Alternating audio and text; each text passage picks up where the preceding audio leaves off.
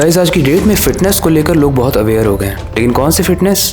Physical fitness को लेके। Muscles बनानी है, सबको सिक्स पैक्स बनाने हैं, स्ट्रॉन्ग दिखना है, लेकिन कैसे? फिजिकली। लेकिन मेंटल फिटनेस के बारे में कौन बात करेगा? गाइस आज की वीडियो में हम बात करेंगे एक बहुत ही इंपॉर्टेंट टॉपिक की, जिसमें आपको समझाऊंगा कि मेंटली एंड इमोशनली कैसे स्ट्रॉन्ग बना जाए। क्योंकि फिजिकल फिटनेस और फिजिकल तरीके से अगर आप स्ट्रॉन्ग होते हो तो वो आपको ऊपरी प्रोटेक्शन देता है, लेकिन उस प्रोटेक्शन का क्या, उस सेंटिमेंट्स को कंट्रोल करने का क्या जो आपके दिमाग के अंदर चल रही है। कोई आपको बोलता है तो आप पैनिक हो जाते हो, गुस्से में आ जाते हो। वो सब कंट्रोल करना कोई कैसे सिखाएगा? वेल, कोई सिखाए ना सिखाए, मैं जरूर सिखाऊंगा इस वीडियो में, इसलिए इस वीडियो को पूरा जरूर देखना। So without wasting any time, let's start.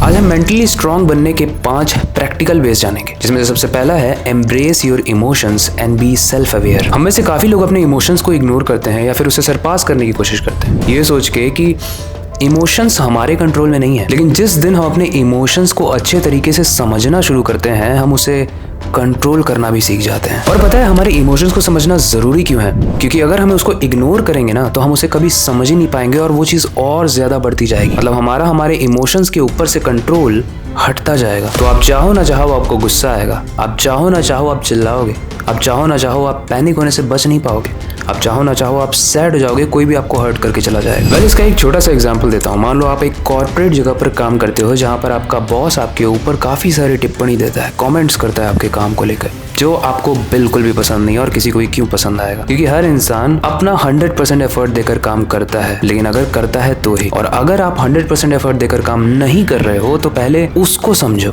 आपको अगर गुस्सा आ रहा है तो वो ईगो वाला गुस्सा है। कोई भी इंसान आपको पैसा दे रहा है वो काम करने के लिए, तो उसको 100% एफर्ट्स के साथ करो। उसके बाद भी अगर वो बॉस बोल रहा है ना।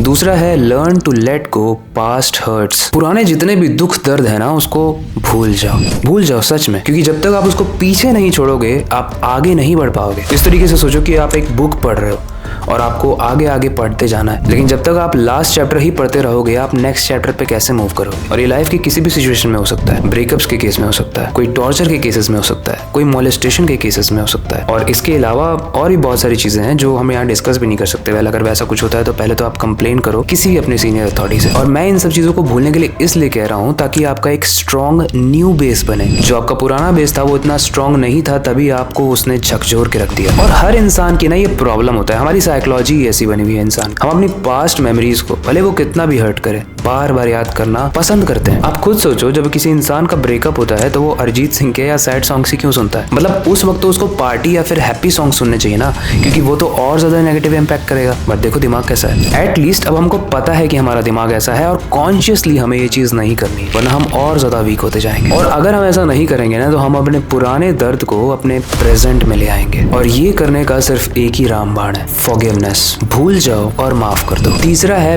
Build resilience through positive thinking. देखो लाइफ के ऐसे बहुत सारे सिचुएशन है जहां पर आप पॉजिटिव रह सकते हो, लेकिन उन सिचुएशंस का क्या जो बहुत ज्यादा चैलेंजिंग है, जो बहुत ज्यादा टफ है, वहां पर पॉजिटिव रहना काफी ज्यादा मुश्किल हो जाता है। लेकिन पॉजिटिव थिंकिंग एकदम से नहीं आती है। हर समय जब आपके अंदर पेशेंस होता है और लर्निंग की कैपेबिलिटी होती है, तभी वो आपके अंदर बिल्ड होती है। क्योंकि आपको एक चीज समझनी पड़ेगी, आप हर सिचुएशन से कुछ ना कुछ सीखते हो। अगर वो आपके फेवर में नहीं है तो भी वो आपको एक चीज देखी जा रही है, लर्निंग। एक छोटी सी कहानी सुनाता हूँ एक लड़के की। कहीं पर देखकर वो इंस्पायर होता है कि एक बड़े से पत्थर को वो हिलाएगा। वो बहुत सारी प्रैक्टिस करता है, उस पर बहुत सारे पंचेस, बहुत सारे किक्स मारता है, लेकिन वो पत्थर वहां से टस का मस नहीं होता है। बहुत सारे दिन बीत जाते हैं, महीने बीत जाते हैं, साल हो जाता है, लेकिन वो पत्थर 1 इंच 1 सेंटीमीटर भी वहां से नहीं हिलता है। वो बहुत बड़ा पत्थर था। लेकिन कुछ दिनों के बाद वो लड़का पता है क्या रियलाइज करता है? कि उसके हाथों में हड्डियां बहुत स्ट्रांग हो गई हैं, उसके लेग्स बहुत स्ट्रांग हो गए हैं मार खा खा के, उसकी फिजिक बहुत ज्यादा चेंज हो गई है। टोटल A से B शिफ्ट आ चुका है उसके ओवरऑल फिजिक में। इस चीज से वो ये सीखता है कि भले ही वो पत्थर को नहीं हिला पाया, लेकिन उसने खुद के पुराने वर्जन को नए वर्जन में हिला दिया। बेसिकली वो पत्थर को मूव नहीं कर पाया, लेकिन खुद को मूव कर लिया उसने, जो कि वो नहीं कर पाता। एंड इस सिचुएशन में उसे वो चीज नहीं मिली जो वो चाहता था। वो पत्थर नहीं हिला पाया, बट फिर भी उसे एक चीज मिली, वो है लर्निंग और एक स्ट्रॉन्ग फिजिक। और गाइस नेगेटिव थॉट पता है कैसा होता है? नेगेटिव थॉट आपके पूरे दिन को बर्बाद कर सकता है सिर्फ एक मोमेंट से। लेकिन अगर आपको आपके इमोशंस पर कंट्रोल है तो आप उस मोमेंट को बस इग्नोर करोगे। और ये सब होगा कल्टीवेट पेशेंस एंड डिसिप्लिन करके। मेंटल एंड इमोशनल स्ट्रेंथ का एक बहुत ही इंपॉर्टेंट पार्ट है पेशेंस एंड डिसिप्लिन। आपने देखा है एक भूखा शेर जब शिकार करने जाता है तो उसका गोल क्या होता है?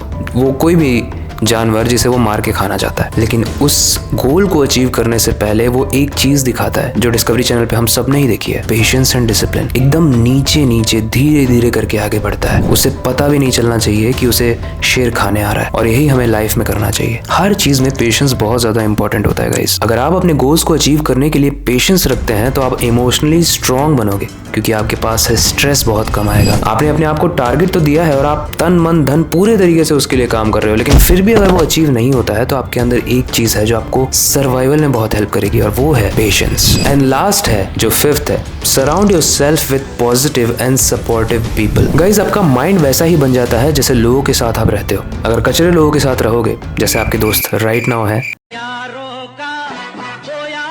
सॉरी बट मैक्सिमम लोगों के दोस्त ऐसे ही होते हैं, इसलिए मैंने कहा। तो अगर आप कचरे जैसे दोस्तों के साथ रहोगे, कचरे जैसे लोगों के साथ रहोगे, तो आप कचरे जैसे ही बन जाओगे।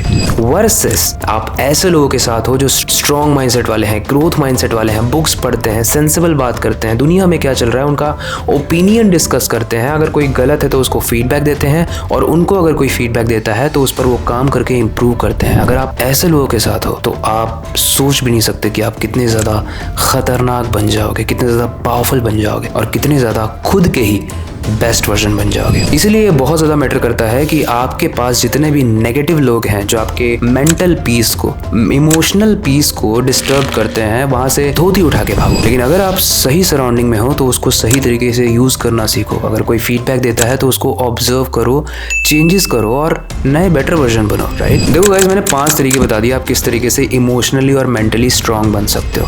फिटनेस के टिप्स तो हम सब देते हैं, लेकिन ये टिप मैंने ही दिया है, तो इस वीडियो को शेयर जरूर करना। और एंड में बस एक ही चीज़ कहूँगा कि the game is all about mindset. अगर आपका माइंडसेट बहुत कमज़ोर है तो आप लाइफ में हो सकता है पैसे कमा लो, लेकिन तब भी आप खुश नहीं रह पाओगे, क्योंकि आपको आपके इमोशंस पर कंट्रोल ही नहीं होगा। कोई भी हल्की सी मिर्ची लगा के आपको चला जाएगा और आप गुस्से में आ जाओगे।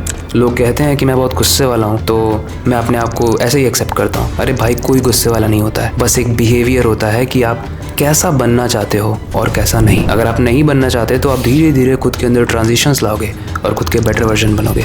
आपको गुस्सा नहीं आएगा, आप पैनिक नहीं करोगे, आप हर तरीके से काम हो चुके होगे। और वैसे भी किसी भी सिचुएशन में अगर आप गुस्सा करते हो ना, तो आपके डिसीजंस को बहुत ही बुरे तरीके से अफेक्ट करता है। मतलब एक तरफ आप गुस्से में कोई डिसीजन ले रहे हो और एक तरफ आप शांत होकर डिसीजन ले रहे हो, दोनों में आसमान जमीन का फर्क होगा, जबकि बंदा एक ही है। आप तो सोचो, इतना सारा जब फर्क है तो हम अपने इमोशंस पर कंट्रोल करना क्यों ना सीखें, और क्यों ना इस वीडियो को अपने दोस्तों के साथ शेयर करें, ताकि उनका भी माइंडसेट थोड़ा उस टाइप का बने जिस माइंडसेट को डेवलप करने की मैं बात कर रहा हूँ, ताकि आपकी सराउंडिंग वैसी बने जैसा आप इस वीडियो को देखने के बाद चाहते हो। Thank me later. अगर आपको ये वीडियो अच्छी लगी है तो हमारे सीखो ऐप को डाउनलोड करना, वहां पर आपको और ज्यादा इन्फॉर्मेटिव वीडियोस मिलेंगी, उसको जाकर एक्सप्लोर जरूर करना। फिर वक्त आ चुका है इस वीडियो को एंड करने का और नई वीडियो पर काम शुरू करने का, लेकिन जाने से पहले बस एक ही चीज करना चाहूंगा, अपनी क्यूरियोसिटी को डाई मत होने देना, नई चीजें सीखते रहना। मिलते हैं अगली वीडियो में।